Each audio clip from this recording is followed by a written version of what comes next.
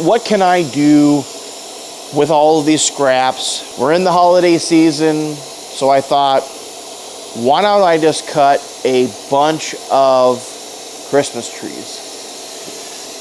I thought maybe I'd litter my yard with them, maybe surprise my wife when she got home, but just not sure if she'd appreciate it as much as I would. She loves my work, but sometimes she thinks I go a little overboard.